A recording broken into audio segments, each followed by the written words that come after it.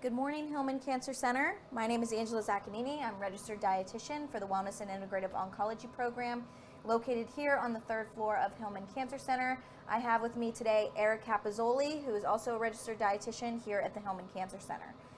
This recipe that we're bringing you today is a simple fermented vegetable recipe, which we're getting very much involved into fermented foods and probiotic rich foods, and we've been doing a little bit more research about it. We're trying to work with a doctor about a study related to gut health and fermented vegetables and other fermented foods. So we wanted to bring this to your attention, and we're experimenting just as much as we want you to in your kitchen. Yes. But let's talk a little bit about the fermentation process and the benefits of it. So fermented foods have good bacteria, correct? Yes. That can promote good gut health. Yeah. And immune function and prevent chronic disease and infection, right? So fermentation, I guess what we're doing today is a form of fermentation called lacto-fermentation, correct? Yeah. The difference between lacto-fermentation and canning is what brine is being used, correct? Mm-hmm. So the brine that we're going to be utilizing today is just a mixture of salt and water. So there's no vinegar being used, but similar to canning, you're going to let the food in the brine sit for a period of time. However, this particular recipe, lacto-fermentation, you're only going to let it sit for about five days. Yeah, for this, so for these vegetables, we're going to do 5 days. We're going to do another video where Yep. we're going to do sauerkraut, Yes. which you can let sit up to 3 to 4 weeks. Okay. Because pickles aren't going to, or pick these vegetables anyway, cucumbers, they're not going to do well under that length. They're going to be mushy. Sauerkraut, you want that very broken down. This is going to be a shorter length of time. Yep. Okay, good. And comparing that to canning, which takes very long, correct? So canning, where you would actually like boil the jars and use, you don't necessarily have to use vinegar, but people do like tomatoes and like all these other things. Like highly acidic foods. Yeah, and they last for a longer period of time just unopened. Okay. And this is also just a form of preservation that they used to use, years ago, which a lot of things tend to come back, Right. Which isn't a bad thing.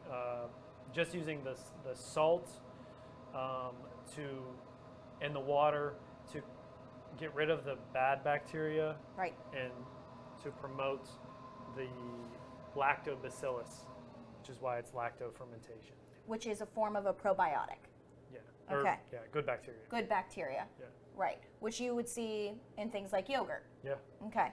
So this, I feel like I guess I didn't realize the extent of which, like what you really had to do to ferment your vegetables. Now, this recipe we have is simple fermented vegetables. So I don't know what a not simple fermented vegetable recipe would be, but this is from calmeats.com, and I will put the link in the description. Now, we tweaked this recipe a little bit because we're only going to be utilizing two 32-ounce jars.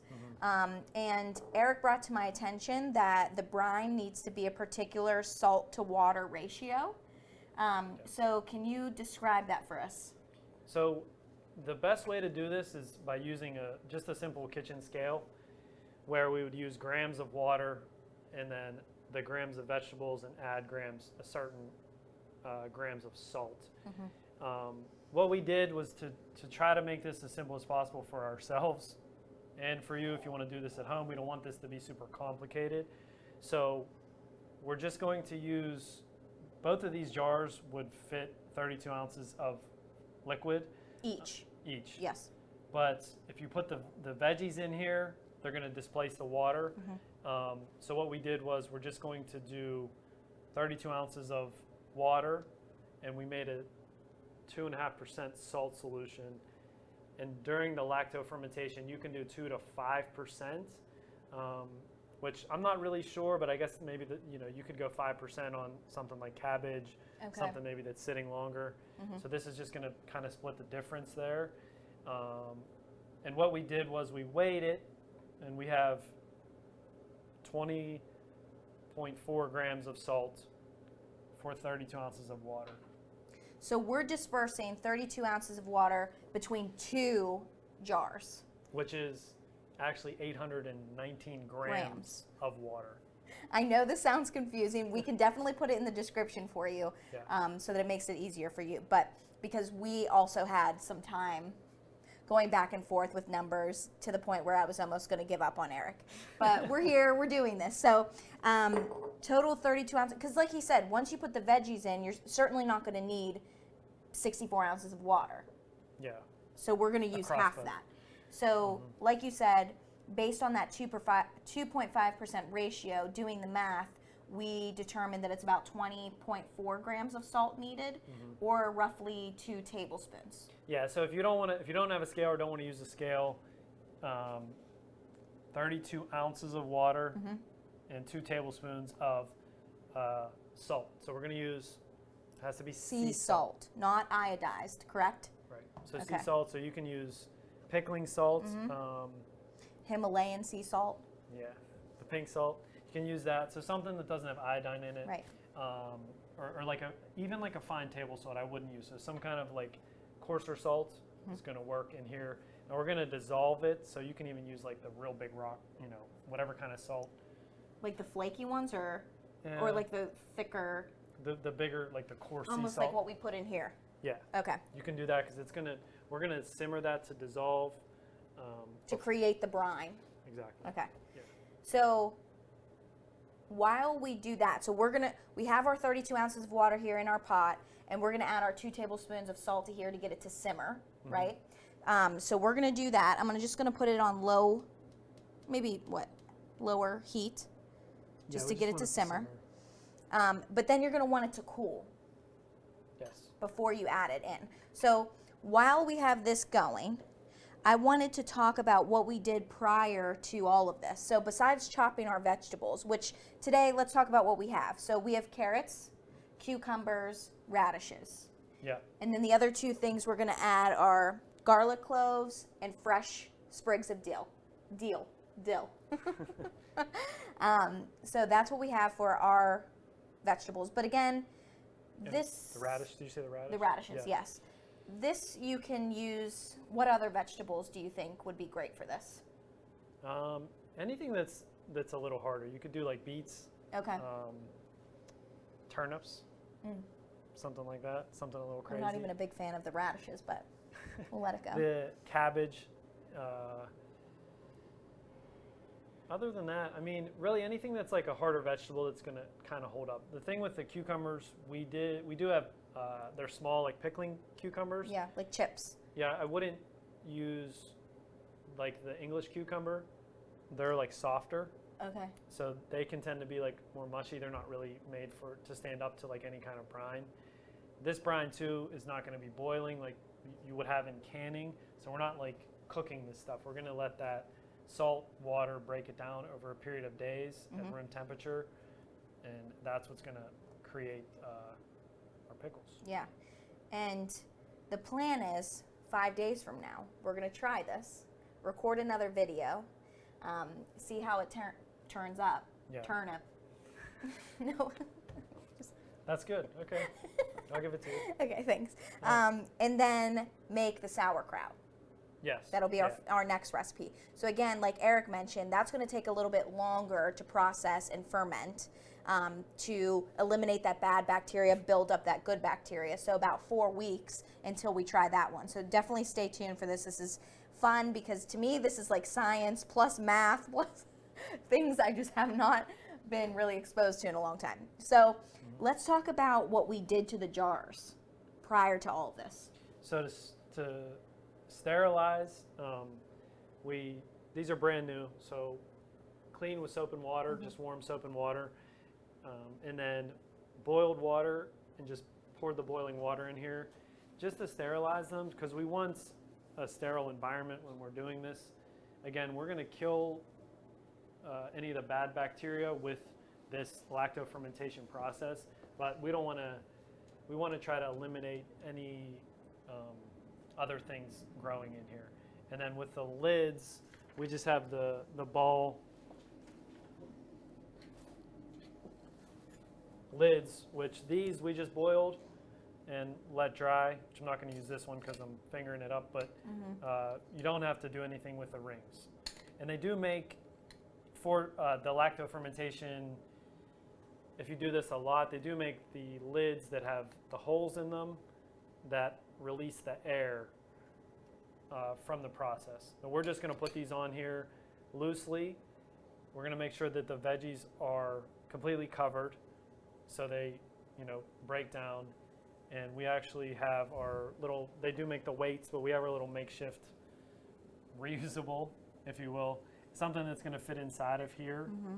So we need to make sure we have clearance for these inside the jars, and then we're going to add this on top. Yep. So you'll see us do that. But yes, if you were to Google fermentation weights, they're almost like these glass, almost similar shape to this, where you would put it right into the jar as is to weigh down. So what it does is it pushes down the veggies, right, so that it's all covered with the brine. Yeah.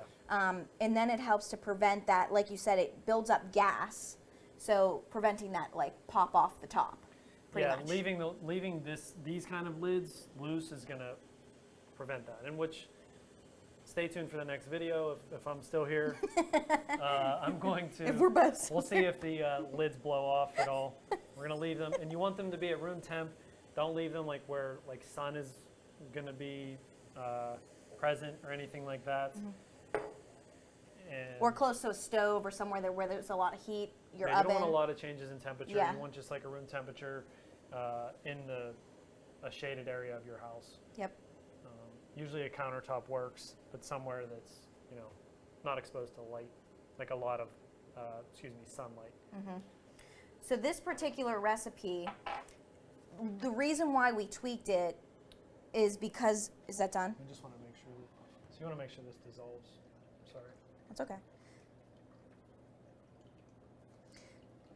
Go ahead. So the reason why we tweaked it is because the yield for this is 6 to 8 12-ounce jars, and we're only utilizing 2 32-ounce jars. So we had to kind of adjust the amount of water we used versus sea salt we used, and again, we used less vegetables as well. So that's the beauty of recipes. You can tweak them as you wish, but then it requires some math.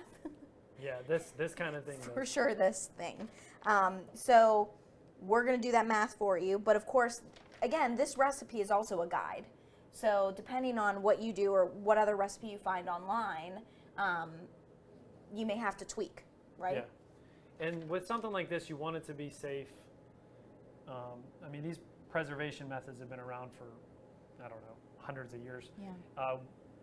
We just want it to be, safe, obviously, for our patients or for, you at home. So we need the correct amount of salt to get that brine. So that's why we're, maybe going a little overboard with the scale, making sure everything's sterile. We want those kind of environments. We don't want to just throw stuff in a jar and just pray. Right, right. Even Something that maybe I would do. Even though we are praying. Eric's a lot more precise than I am. Is this good? Yeah. Okay. Turn it off, yeah. So we're going to turn this, we have our water and our salt. It was just sizzling, right? Yeah, just like a light Simmer. And then we're going to have it cool before we add to our jars. But let's talk about, we obviously talked about the benefits of fermented foods, but let's talk about really who should not be consuming fermented foods. Or should be, more careful. cautious. Yeah. So the immunocompromised population, we don't always recommend these just because if there's that chance of, the salt ratio being wrong, the vegetables not being fully submerged, something not being sterile, we probably want to avoid that. Right. So that means that bad bacteria could still be growing. Potentially. Like I said, the methods have been around for a long time, and they did this, prior to refrigeration and all that. Right. Um, Prior to food scales, electronic food scales. yeah. So they were just, probably putting more salt in than needed to be, but, it's like your grandma's recipe. They know how to do that stuff. Right. Easy. They're not even weighing anything at that point. They're just like, yep. Right in, and they know, and it's probably perfect every time. But yeah, with that population, I would probably maybe avoid this right now. I mean, we do recommend though things that are like yogurt is something we do recommend because the milk is pasteurized, sealed yogurt, not yogurt that you're making at home, but most yogurts that are in the grocery stores, we'd recommend that to also allow you to get those fermented foods. So something like that. There is like sauerkraut that's prepackaged, sealed, that is appropriate. Not everything that's in the grocery store, but there is some that is appropriate. Things like that. Kimchi is another big one. Yeah. Kefir. Yeah. Kombucha. Yeah. Those are ones that you can already find made, right? Yeah, and they're products that are, that's all regulated by, the correct bodies to make sure that, there's no bacteria. So you're saying those are Bad safe bacteria. to consume for those patients that are immunocompromised or people in general. So let's talk about the immunocompromised population and saying that Eric works with a lot of the blood cancer patients who have bone marrow transplants, stem cell transplants, who are on immunocompromised drugs for a period of time where they do have to follow an immunocompromised diet or something we used to call the neutropenic diet. So higher risk for infection, white blood cell counts are low. Yes. Their immune function is pretty much non-existent. So they're at higher risk for these infections. So trying to lessen that risk by avoiding certain things is key. Yeah, and it's not to say that if you would eat something, say like a steak that's rare, it's going to affect you, but you just increase risk. It's just a higher risk population, and my patients, especially if they're on immunosuppressive medications, they want to continue to follow good safe food handling practices. But we do recommend that for all of our patients. Any of our patients receiving treatment, we want to make sure that you're rinsing all your fruits and vegetables, cooking foods to proper temperatures, and just being clean in the kitchen, as clean as possible. Right, just practicing food safety in general. And that goes for the older adults, those who are in, personal care homes, nursing facilities who are at higher risk. Also pregnant women, those are considered higher risk for these things. So not only, patients here at the Hillman, but there's multiple populations where you just have to be a little bit more careful, which, like Eric said, it doesn't mean that you eat one piece of raw meat that's going to cause infection, but you're just increasing that risk factor.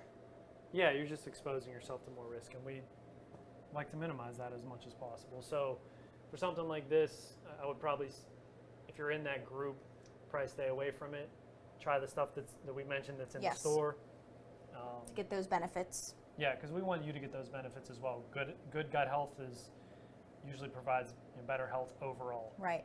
I mean, we're learning so much about gut health and how it's linked to the brain and could potentially help with stress, anxiety, just immune function overall. So it's like we want to be able to promote good gut health as much as possible by consuming probiotic-rich foods. Fermented foods are one of them, but also consuming prebiotics to help with that combination, which is our fruits and vegetables.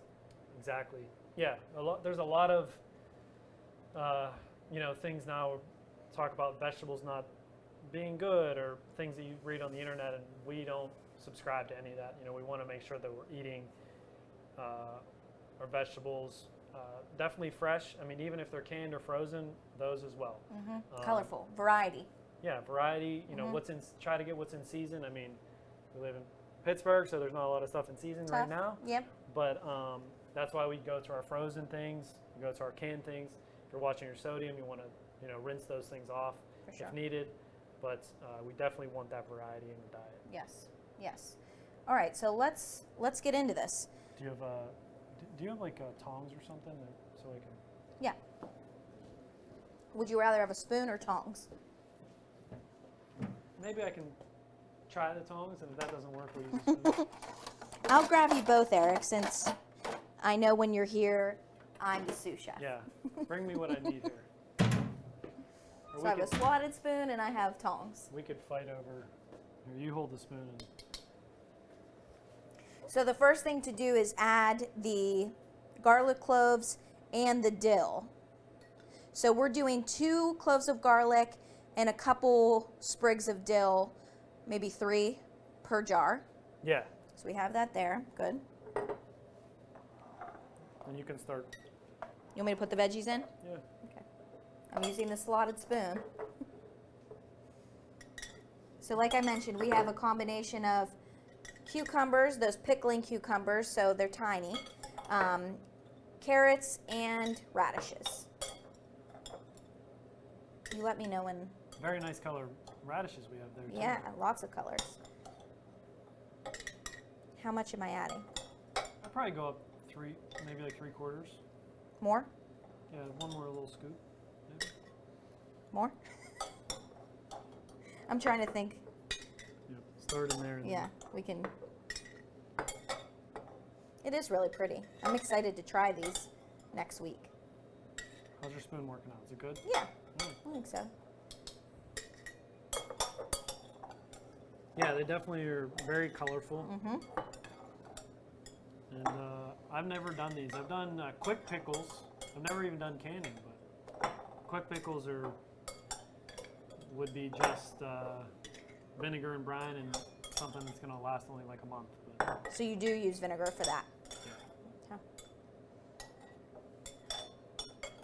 How's it looking? Is that too much? No, I think the rest in there maybe. Okay.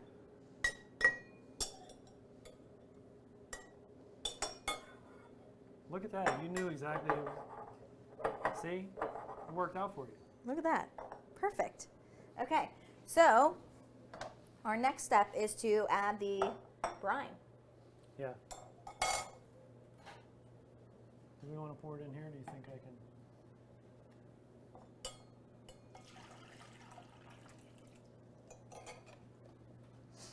So that's just our filtered water. I'm just going to pour this in here because I don't want to try to be slick and mess this up. You think it's cool enough? Yeah, I think so. Okay.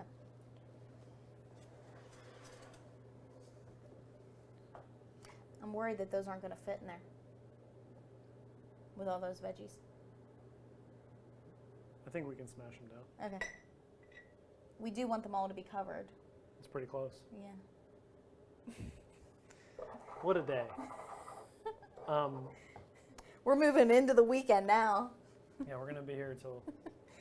Next week when we're actually trying them. Do you want to taste the brine? Do you want to put these in the Ziplocs maybe? Yeah. So we're going to.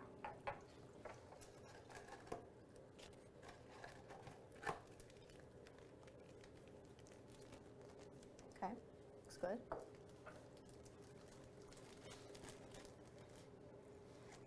Oh boy.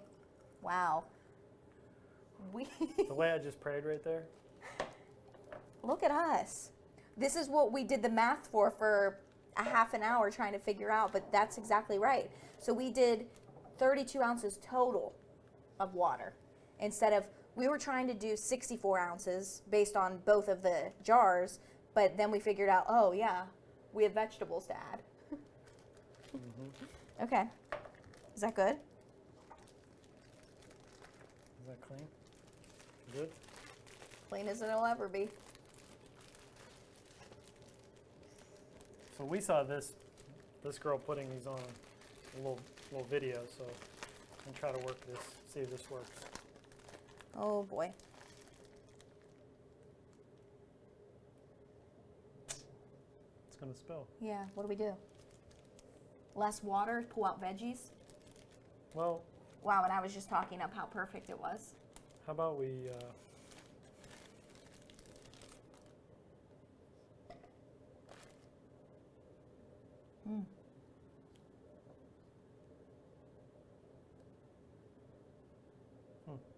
still going to.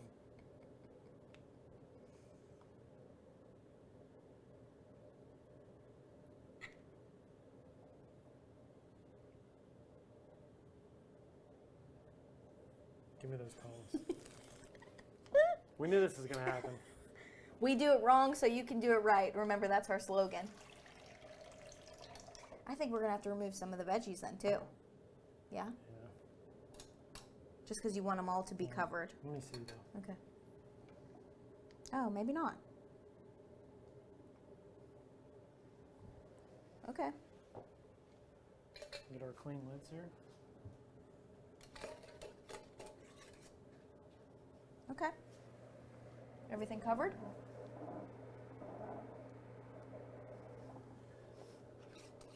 Yeah. I think it's going to work. I'm just going to push these down. Okay. And I'm just going to pour.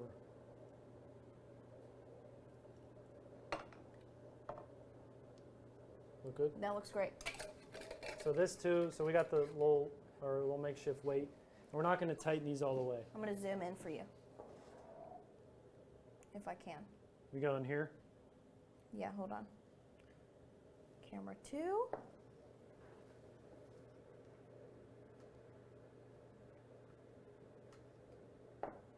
It's funny with that garlic in there. See it? Yeah. Okay.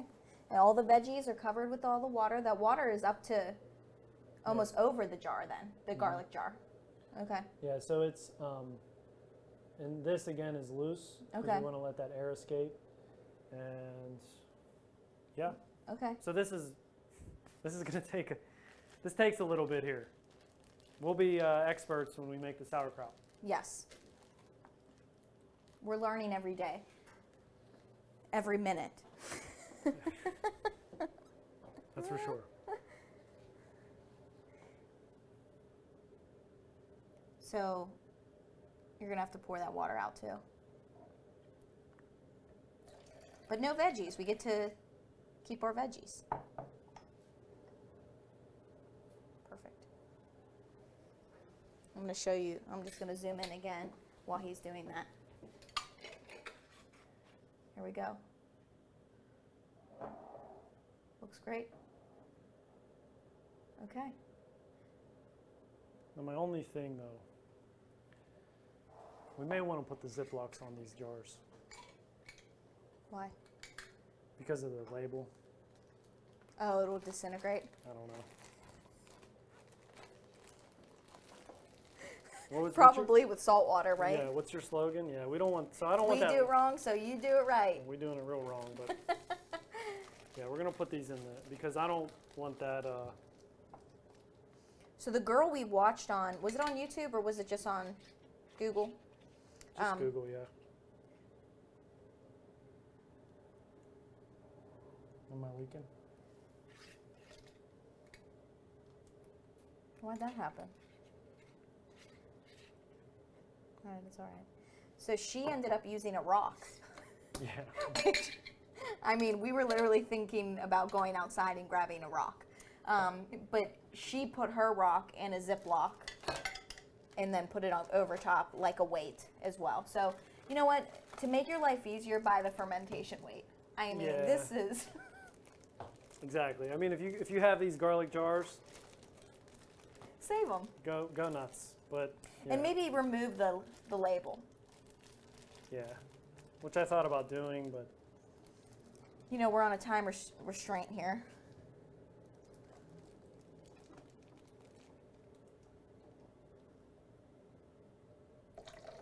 Okay, well, that's all we have for you. Stay tuned. Next week, we're going to try these, and then we're going to give you a sauerkraut recipe. So let's hope. all right, I think we're safe. Okay, I think so. Yeah, We're good. looks good. So we're going to keep these room temp maybe up here, would you say? Yeah. Where do you think? That's I think yeah. As long A as good we don't, location? As long as we don't get any sun. okay. I want to dry off the outside Okay. before we put them up. But Yeah. So stay tuned. We're going to try these next week. We're going to do sauerkraut, and hopefully in the future we can do more of these and be like experts. Yeah, we know? did this in front of you Right. the first time. Good thing we didn't do this before, but it looks They pretty. look great. I'm excited. And we will let you know of any mistakes Yeah. next And week. we will so maybe share- wait till next week to do this. Yeah, actually do that. I will put the recipe link in the description, as well as that math equation that we did to make your life easier, so you aren't scrambling like we were to get the salt ratio correct. Yeah. Okay, I think that's it. Yeah, and we'll tell you what we did, our numbers. Yeah, we'll do that like almost like an example. Okay, so we'll see you back here next week for the final results. Yes, fingers crossed. Thanks, guys. See you next time. Thank you.